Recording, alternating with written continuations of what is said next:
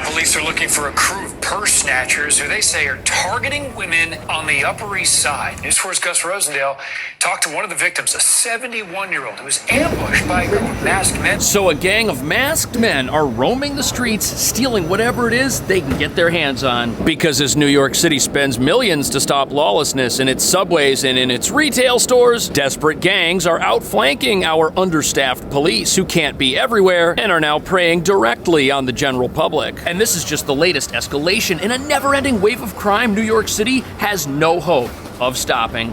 The violence was as sudden as it was unsuccessful, as a trio of sledgehammer-wielding thieves made a beeline for this jewelry store in Bay Ridge. Suddenly, I just was hit. 3 women targeted in recent weeks in the same area, around 2nd and 3rd Avenues. The crimes happening after dusk, but not late at night. They've hit nearly 24 times over the past 3 months. At times, you can see it on video, snatching drivers' phones mid-ride and then draining their bank accounts.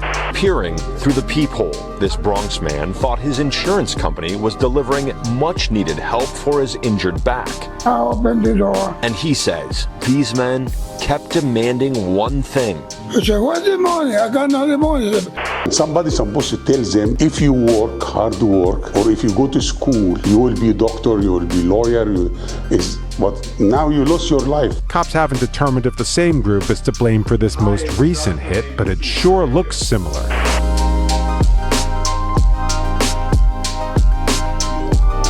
So as crime below ground continues to surge, New York City no longer has enough police to keep our streets safe. And what nobody's talking about is this means assaults on the general public are only going to get worse because putting more police below ground just forces those criminals to commit crime somewhere else. Something they're already doing as big box retailers spend millions locking down their stores to stop the theft of everything. Not just luxury items like jackets and designer underwear, but also the theft of ice cream and consumables, which gets stolen from one store and resold at another. And if our criminals can't commit crime in the subway and they can't commit crime in stores, they're just gonna follow the path of least resistance, which is gonna lead them right to you and me. And even New York's dumbest criminals are quickly learning that regular people are walking piggy banks. We've got phones, AirPods, jewelry, and perhaps a bag that can be resold on eBay or Facebook Marketplace. And if they score someone's ID and a set of keys, whatever's in their house or car could just be a bonus. Which brings us to the real reason New York's entire system of law and order is collapsing, putting regular people at risk. We've decriminalized things like theft, robbery, and assault, which explains why those are now full-time jobs for our thugs. And when you combine a zero consequences environment with New York's ultra-high cost of living, these thieves can find willing buyers for unlimited amounts of stolen items on every street corner in town. And as you're about to see, our thieves will steal whatever they can get their hands on,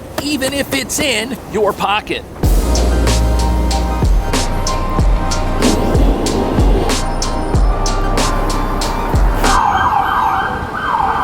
So here we are in Manhattan's Upper East Side, a neighborhood with an average apartment rent of over $4,000 per month. And with even the smallest studio apartments here costing around $3,200 per month, you'll need to be fairly well off to call this area home. But because New York City's given up on law and order, the resources it takes to live in this neighborhood have sadly made everyone here a target for criminals. Upper East Side cardiologist Ellen Mello tells me she's bouncing back.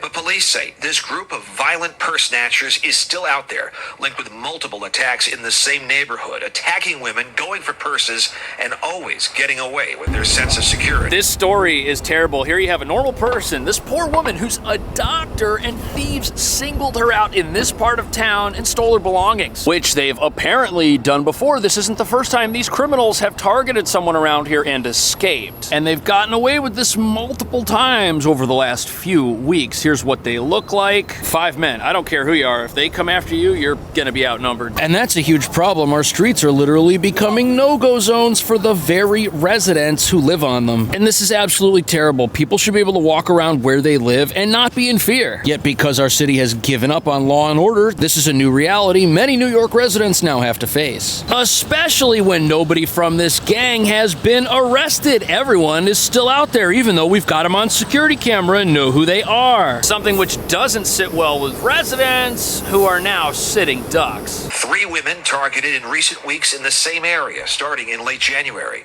around 2nd and 3rd Avenues. Dr. Mello says she was walking down 70th Street near 2nd and by this scaffolding when she was attacked. She says it happened fast, but she still had time to fear the worst.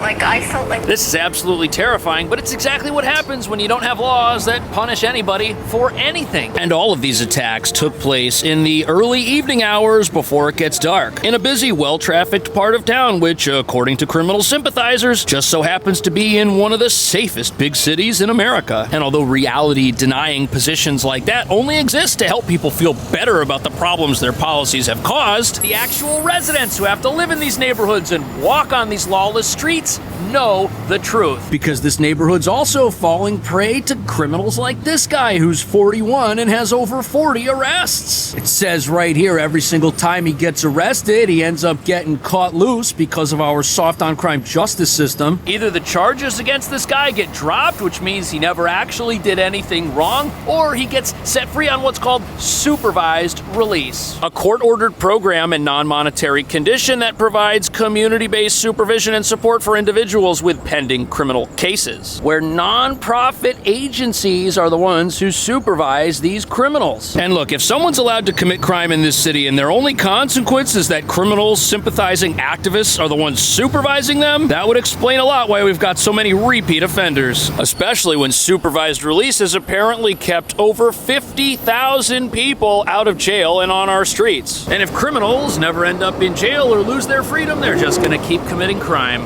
Mello and another 38-year-old victim held onto their bags throughout their ordeals, while a 32-year-old woman lost her handbag, money, and credit cards.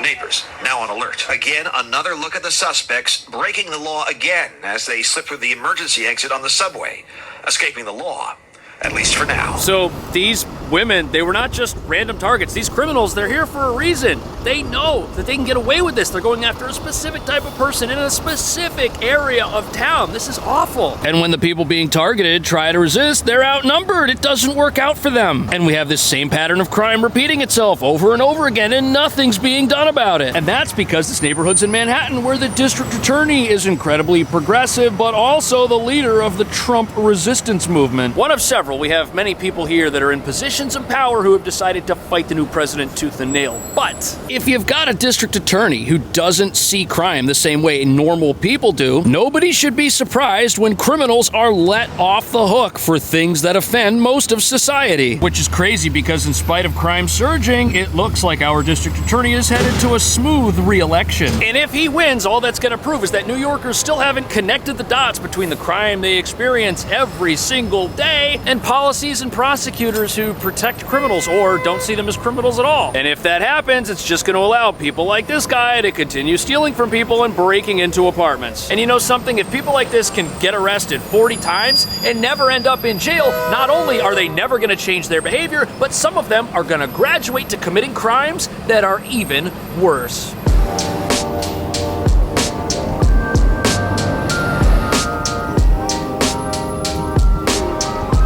So here we have a bunch of independent businesses selling high-end stuff, which unfortunately always sells if it's stolen and then resold for 70 to 50% off on the side of the street or on the internet somewhere. But these places, they're commercial businesses. They've got cameras and security systems, which apparently do nothing to deter thieves who are looking for a bigger payday than whatever they could find on someone's person. The violence was as sudden as it was unsuccessful. A mother and her daughter scrambling out of the way as a trio of sledgehammer-wielding thieves made a beeline for this jewelry store in Bay Ridge, pounding away as they tried to gain access with the owner and a customer inside. So if you never punish purse snatchers, eventually some of them are going to graduate to stealing the stuff that they find inside purses, just stealing it from the store instead. Which shockingly happened at a jewelry store in full view of customers and the general public while the business was open. People tried to break break in and steal stuff. And there were no police around to stop them because they've all been sent underground to stop crime in this subway. Now, luckily, the security glass on the front of the store stopped these criminals from being able to get inside, even though the place was open and the door was probably unlocked, which proves that these criminals are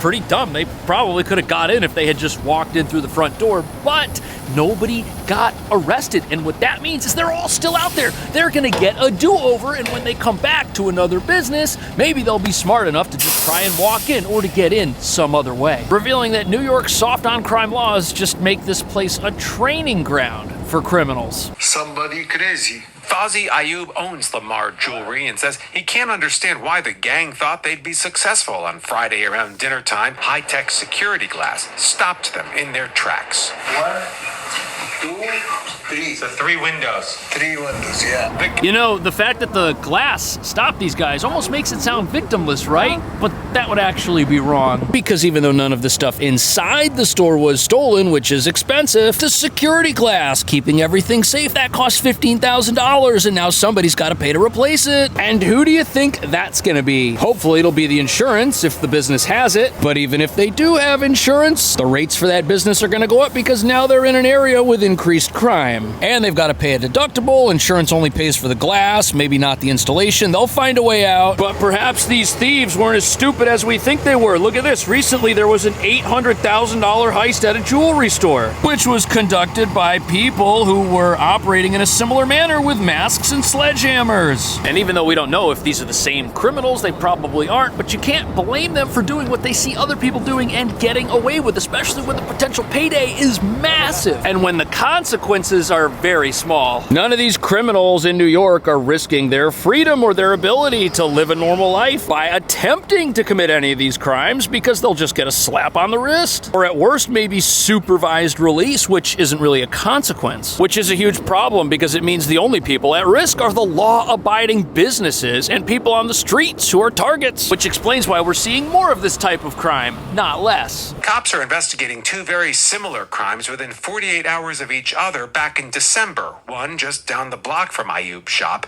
There, they targeted the store in broad daylight and got nothing. But here in Jackson Heights, they grabbed $800,000 worth of jewelry. So if people can break into multiple businesses and not get caught, of course this is going to be a new type of crime wave. No one's getting in trouble. And it costs the criminals absolutely nothing to give it a shot. And until that dynamic changes, this type of crime is just going to keep happening because the people doing it literally have no incentive to stop. In fact, the moment they stop, they're just going to see a news report about how their buddies successfully pulled off a heist of their own. And these criminals, they've got the fear of missing out on committing crime. They're not afraid at all of getting arrested, which explains why these diversionary programs aren't going to convince these guys to go out and get normal jobs or live normally at any point in the future. Somebody's supposed to tell them, if you work, hard work, or if you go to school, you will be a doctor, you will be a lawyer, but now you lost your life. Cops haven't determined if the same group is to blame for this most recent hit, but it sure looks similar. The investigation continues.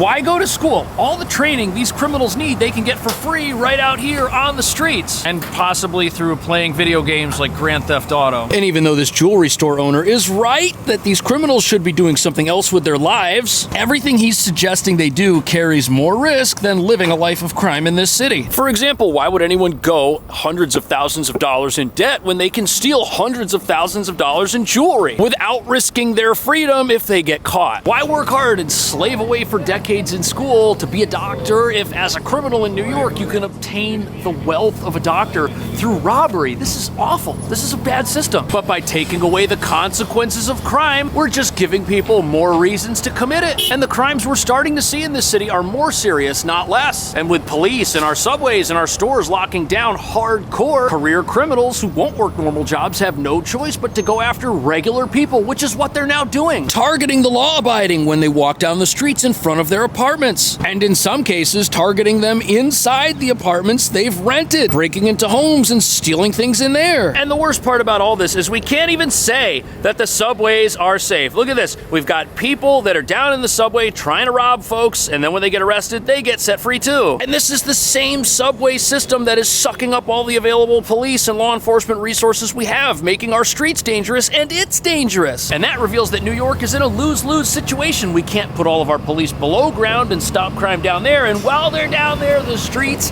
are even less safe than they used to be. What do you think the city should do? Is there a way to stop crime without arresting anybody or putting people in jail? Do we need more progressive diversion programs? Do we need to be gentler with our criminals? Is that what's gonna help them reform and change their lives? Is that what's gonna take a guy who's been arrested 40 times by the age of 41 and get him to say, you know what? I'm gonna put on a suit and tie and do something different? Or should we have a justice system that puts people in jail to stop them from stealing in the first place? Let me know. Thank you so much for watching. I'll see you in the next video.